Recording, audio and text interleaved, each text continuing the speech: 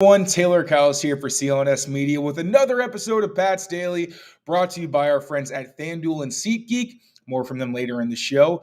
But first, the Patriots pulling off another road upset win, this time against the Denver Broncos.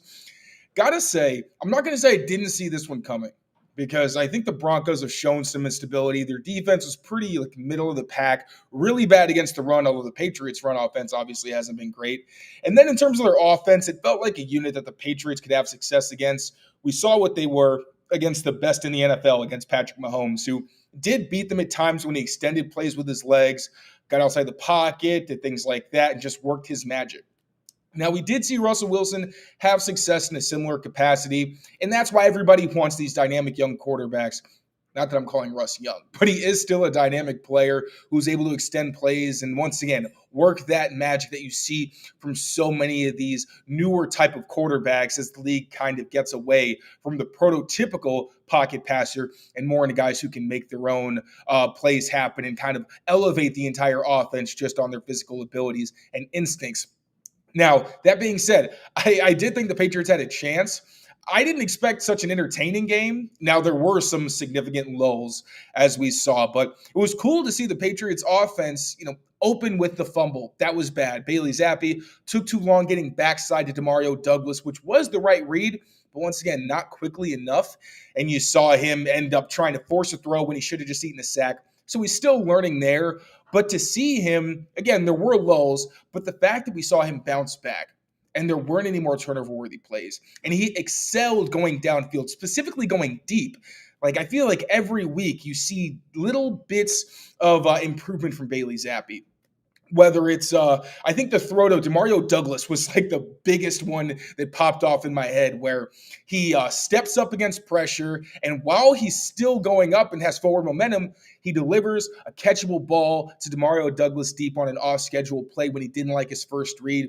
You saw something kind of similar against the Chiefs, where he steps up and launches it. That time, Demario Douglas was wide open, and it almost got intercepted because Bailey Zappi was so off.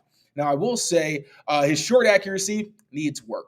There's also times where he's either too fast or he's too slow going through his progressions, and you can see that he's kind of leaving some plays on the field. But at the same time, there's examples like the Mike Gesicki touchdown, where I thought he could have thrown with anticipation and had a better chance at throwing a touchdown first. But you got to credit him for being able to make it work later in the down and still find Mike Gesicki, who did a great job finding space in the back of the end zone and converting for a touchdown. When you talk about these newer quarterbacks and the guys that the Patriots could and still should be drafting this upcoming spring, there is that ability to make things happen where even if you miss your first read, which is going to happen with young quarterbacks, and Bill O'Brien noted for Bailey Zappi, he's not experienced, he's still learning. But that ability to make things work later in the down when you do make mistakes early on is critical in the modern NFL. It's always been important, but again, especially because there's all these athletic freaks in the league who can do it on a consistent basis.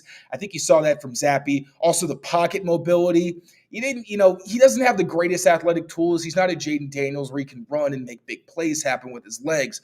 But the ability to still find space and make throws downfield was there. Again, Bailey Zappi, only turnover-worthy play was on the opening play of the game when he was strip sacked. So I was really impressed with him. The Patriots defense, I thought, kind of touched on how Russell Wilson was still able to make his plays outside of structure. The run defense, I thought the Broncos exploited them at times. Not consistently. This is still the league's best run defense. But I thought that they exploited a tendency where the Patriots, when they get nub formations. What's a nub formation? A nub formation is when the tight end is the last person to one side of the field. All the receivers are on the other side. So specifically, that tight end will usually be attached to the formation. When the Patriots see those, they'll typically have one of their safeties blitz off the edge with a cornerback dropping deep to provide coverage to make sure nothing gets thrown over their heads. So the Sean Payton in the Saints. Sean Payton and the Broncos realized that tendency and actually ran away from it on some outside runs, which I thought was a really smart little detail they had. They would use receivers by giving them good angles to block Anthony Jennings, who obviously is an elite run defender. But sometimes if you don't get the right angle and you don't know where the block is coming from, it can make you a bit late. So I thought they had some success there. But overall, another dominant performance from the Patriots defense. Really impressed from them. Special teams, I feel like a Marvin Mims big return was almost guaranteed. Like, we all knew it was going to happen at some point. He was the top returner in the NFL. The Patriots have had so many struggles. And on his big return, you saw it. Brendan Schooler missed a tackle. There were a couple bad angles, couple missed tackles. Not the kind of thing you want to see. But they also made plays in the kicking game. You got Marte Mapu, who really struggled to make any positive impact for the majority of this season, but he has back-to-back forced turnovers in back-to-back games, which is really impressive. You love to see him bouncing back. So, it wasn't the most complimentary game. There were times where, the offense slowed down. The defense kind of let the Denver offense get some momentum. Special teams allowing big plays. But at the same time, I thought that it was good to see that there was a level of, picking each other up at certain moments and making plays when they needed to be made. I'll get into the mailbag, but that's my recap of the game. Really do think that Bill Belichick and Bailey Zappi have created a situation where the Patriots could have to make some pretty interesting decisions if they end up either winning out, no one's expecting them to beat the Bills. They kind of lucked out in week 7, although the Patriots pass rush plan I thought was fantastic and was a big factor in them being able to slow down the Bills offense. But this is a different Bills team where they're kind of rolling. They got a really revitalized run game. So we'll see what happens. But if they're competitive against the Bills, and then we see them the next week take on the Jets and beat them in convincing fashion, I think it's impossible to just go out of that and say, well, Belichick's going to get fired and Bailey Zappi has no place as a starting quarterback. I think we're going to have to start having those conversations as Zappi has shown consistent progress, still has his holes. I'm not locking him in as a starter or anything like that, but I'm saying he's going to have to be somebody who at least gets an opportunity to fight for the starting job if he continues to improve, cut down on the turnover-worthy plays, while still generating the big plays downfield and being able to be good in the pocket, as we've seen, despite the fact that the offensive line is crumbling around him at times. But yeah, from that, interesting things coming up. But right now, we're going to focus on the mailbag questions. Right before I get into that, though, quick word from our friends over at DraftKings. We will be right back after a short break. Early this NFL season with FanDuel, America's #1 sportsbook. Right now, new customers get $150 in bonus bets with any winning $5 money bet. That's $150 if your team wins. If you've been thinking about joining FanDuel, there's no better time to get in on the action, NFL. The app is so easy to use. There's a wide range of betting options, including you got spreads, you got your player props, you got over-unders, and more. So visit FanDuel.com/Boston and kick off the NFL season. FanDuel, official partner of the NFL. All right, so I'm going to start taking the mailbag questions you all submitted to my Twitter account. But if you're in the chat right now, a little quiet, but make sure you throw in your questions. I will make sure to get to them. I want to make sure we get that dialogue going. I love when I can talk to you guys live. That makes this a lot of fun. All right, the first question we got. So did you look away or cringe a bit as Chad Ryland was attempting the 56-yard game-winning field goal? So entering the game and until, Chad Ryland made the kick, I was fully Team Tank. Like anybody, I was super entertained and I loved seeing the Patriots show some fight and be competitive in the game. But I was kind of hoping for another Chad Ryland miss, if I'm being totally honest. So in that regard, I wasn't flinching. I was watching kind of based on what had happened in the game, expecting that he was going to miss, especially because you think about, going back to the Giants game where he had a chance to tie the game and give them a chance to win and ultimately couldn't get it done. But this was one of those times where it really reminds you how hard it is to root against this team, especially with how hard they've been working, the resiliency they've showed. And Chad Ryland just epitomized it in that game. It was like a microcosm of the entire season where, he has the two really tough misses, just like the Patriots for most of the season, looking like a team where you really don't have any faith in them because you're just assuming the worst based on what they put in front of you. But Ryland just nailing that 56-yarder, all the credit in the world to him. And as someone who's in the locker room consistently, seeing Chad, the way he handles us, he's always really kind. And he's a hardworking dude. And that's very obvious by how, the faith that his teammates have shown in him and the camaraderie that they show. So I was honestly, I was hoping that he was going to miss, but I was happy to see Chad end up make it. I'm Team Chad. As much as, it made things weird with the Patriots draft position. They went from the 2nd overall pick to the 4th overall pick. It was nice to see him bounce back and secure the win for the Pats, who really deserve it because those guys have been working their tails off. All right, getting to the next question. Although I think Bailey's played well, I don't think he's the answer long term. How do you see it playing out at quarterback in 2024? So I think, like I said earlier, if Bailey's happy, they win out the next 2 games, or you start to see consistent improvement where, we had the 2 weeks where Bailey's happy just turned into a pumpkin after really strong first halves, and then just the decision making and the ball protection just evaporated after that. Then we saw last week, he has the opening turnover and then plays a pretty good game after that. Again, short accuracy needed some work. Decision-making wasn't great. But for the most part, especially on the downfield throws, the guy looked really good. So if that continues, and again, more progress, I think we do see him as someone who legitimately is fighting for the starting job because they knock out a couple more wins for a team that was just showing no signs of life for most of the season. That's a pretty big boost, and I don't think it can be ignored.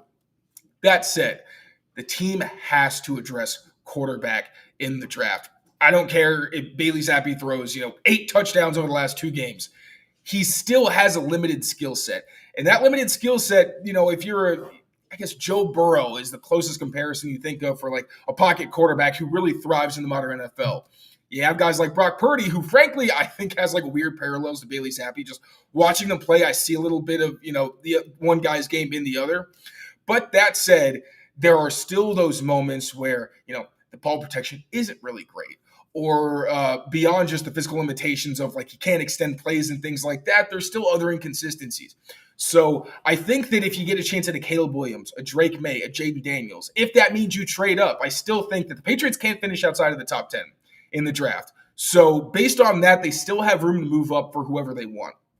If you like a guy, either wait for Jaden Daniels or I think you do trade up and try to acquire one of the top talents at the position because, even if Bailey Zappi shows really good things to close out the season, the modern NFL really thrives on these guys who can burn perfect defenses and make magic happen. And at the end of the day, quarterback is still about decision-making. It's still about accuracy. It's still about leadership, things like that. And I think you still get that from the other guys, but I think the added athleticism and playmaking ability they give you is so invaluable. And if you pass that up, no one knows when you're going to get another top 10 pick. So squandering that opportunity, I feel like would be a really big waste and something that could hurt the Patriots long term, kind of keep you in that middle of the league territory with like the Commanders and teams like that. And that's not where you want to be because all that is going to make you irrelevant and just torture your fan base for the foreseeable future. All right, if the Patriots get the pick between 4 and 7, what position do they take? Quarterback, receiver, or offensive tackle? Again, I think you got to go receiver. I'm sorry. I think you got to go quarterback. Once again, because even if Bailey Zappi shows a lot of promise, worst case scenario, if Bailey Zappi plays well, wins the starting job after they draft a May, a Williams, or a Daniels. Like if he plays that well, worst case scenario, you've got a really good insurance policy where if Bailey Zappi, his play falls off or something happens to him, you decide after the season that he played well, but I feel like our ceiling is higher than what we saw from him. Then you slide one of those other guys in. And even if Bailey Zappi ends up playing for you for a few years, you still have a young, talented quarterback on a rookie contract that you control. And then it's kind of like a Jordan Love situation. Obviously, not the same. Patriots don't have any version of Aaron Rodgers on their roster. But it's the kind of situation where you say, hey, we got a talented young guy, hasn't had a chance to prove himself. Let's give him an opportunity and really see where he can stand out because he has a higher ceiling. All right. If the Patriots remain at 4 in the draft, would you take Jaden Daniels? Where do you think Daniels goes in the draft? Would J.J. McCarthy be an option in the early second round? Jaden Daniels, I think that you can get him later in the top 10. I think, top 5 areas where you're going to get Williams, May, Alt, Fashanu, Marvin Harrison Jr., maybe like a Roma Dunze if a team really needs a receiver in that area.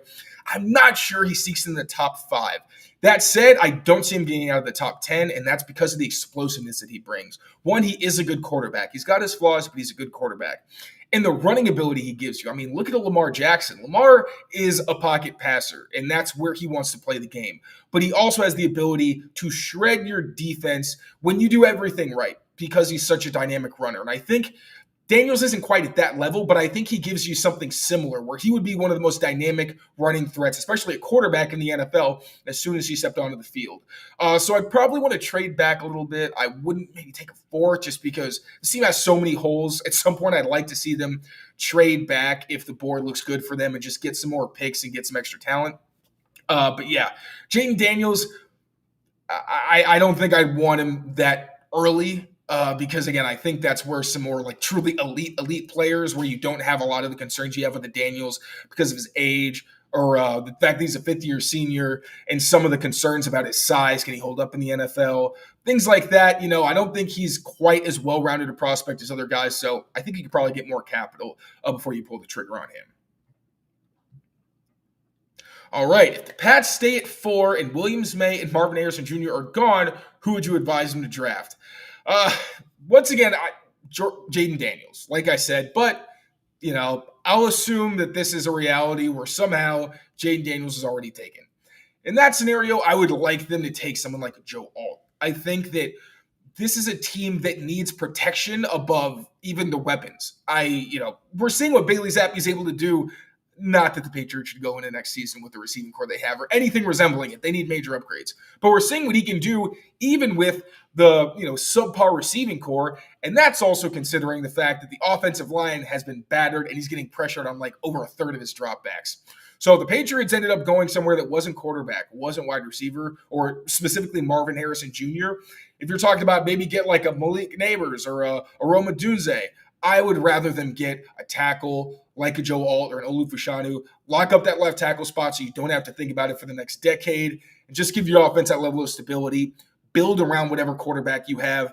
And then I think once you got the protection issues down, I think that's when you start building and really try to get your weapons on offense and give your guys some playmakers. Although they need those, period. I'm not saying you neglect those. I'm just saying you could probably wait a little later in the draft to secure them. But before we move on, again, throw your questions in the chat. I need to hear from you. I want to answer your questions, have a little back and forth with y'all. But first, quick word from our friends at SeatGeek. We'll be back. For the best deal on Celtics tickets, and with over 28 million downloads, SeatGeek is the #1 rated ticketing app. There are more than 70,000 events every single day on SeatGeek, including concerts, sports festivals, and more. With the NFL, NBA, and NHL seasons in full swing, you don't want to miss out. SeatGeek has your tickets to every game. Plus, artists like Travis Scott are on tour. They put all the tickets across the web in one place to make sure you're getting a good deal. Each ticket is rated on a scale of 1 to 10, so look for the green dots. Green means good and red means bad. Every ticket is backed by their buyer guarantee, and SeatGeek is the only site that lets you return your tickets ahead of the event with swaps. So as you know, I always come through for you guys. You can use my code DREAMERSPRO for $20 off tickets at SeatGeek. That's $20 off your first purchase with promo code DREAMERSPRO. Make sure you check the link in the description to download the app.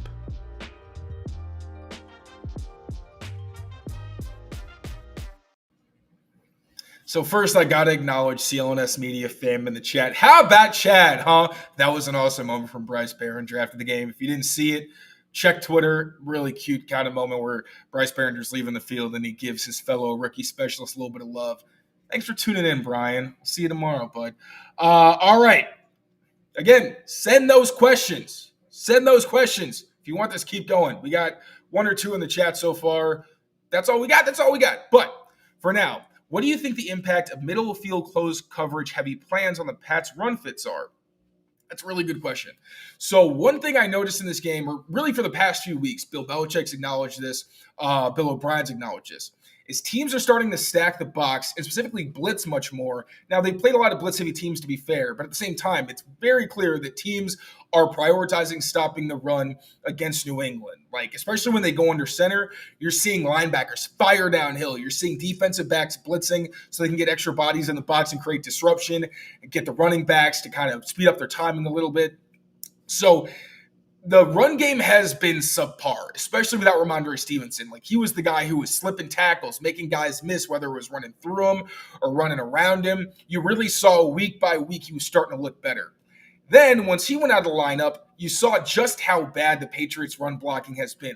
Losing Adrian Clem has been a massive factor that cannot be understated. As always, we wish him the absolute best.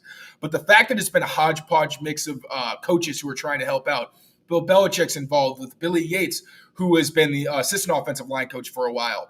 He has needed help from Belichick and Will Long, who's the tight ends coach. So the effect of that, and also the fact that you lose Cole Strange. Trent Brown is in and out of the lineup, and he's one of your best run blockers when he's healthy. Not having those guys has had a pretty dramatic effect on New England's ability to run consistently. And also just the fact that they played some really good players like the Steelers. TJ Watt destroyed their run game almost single-handedly. But still, it's the aggressiveness of the run fits from these defenses. Even when it looks like the Patriots have pretty good push, they're not getting a whole lot out of it because they're not getting the second level consistently because there's too much going on, but they're also not winning one-on-one. So it's not even just that the defenses are winning on their own. The Patriots, when they have opportunities to take advantage of maybe some lighter box counts or when defenses don't blitz and they have a clearer picture where there's not a post-snap shift, they're still not winning. So between the aggressiveness of the defenses, the lack of consistency on the offensive line, and talent, quite frankly, because of injuries, and the fact that, the players just aren't getting it done, it's been real tough sledding for the run game. Now, I'll credit Bill O'Brien. He has tried to spread things out when that happens. You'll see that in their first couple possessions that Denver was really aggressive trying to stop the run. He comes out later, tries to spread it out, get some RPOs involved to try to just, get his running game some breathing room.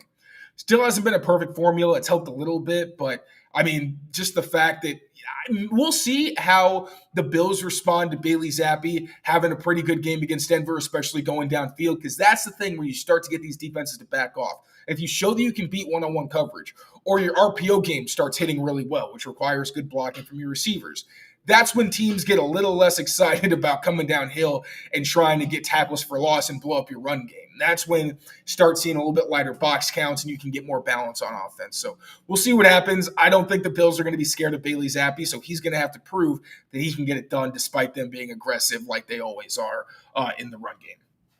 Let's see what other questions we got in here. The answer. All right. Is it possible if the Pats win this week that they could play spoiler for the Bills' playoff chances too? Does it depend on a ton of other games and factors? Because that'd be fun. I think that the Patriots, if they beat the Bills, could potentially spoil their chances to make the playoffs, which, considering the Bills were the favorites to win the division over the Patriots, obviously, but over also the Jets when they had Aaron Rodgers, over the Dolphins. Like, the Bills were the kings of the AFC East. And, yeah, I'm not going to lie. It would be kind of nice to see them get bumped out of the race. I have a lot of respect for that organization and their success and all the things that they do, but, I'm still a division rival. So, yeah, that'd be pretty fun. But I think it's possible for the Patriots to be a reason that they potentially don't make the playoffs. What else we got? How do we do it? A lot of patience, brother. A lot of patience. But also, I got the best job in the world. Super, super lucky. Should we bring back Josh McDaniels? I don't think if Bill O'Brien's on the staff that it's really necessary. I thought when he was initially let go that it would be a similar situation in 2011, although that was different because Bill O'Brien was clearly on his way out.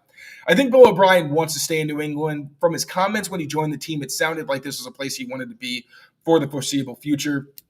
So I feel like it would just be too many cooks in the kitchen. I'm sure that Josh McDaniels would like an offensive coordinator job. He's excelled in that role, just not as head coach. So, if Bill Belichick does end up leaving, I feel like that's automatically where he's going to go to be the offensive coordinator. If Bill Belichick stays, it's interesting, but I just don't personally see Josh McDaniels, especially because he's also a quarterback coach, which is what Bill O'Brien's role is.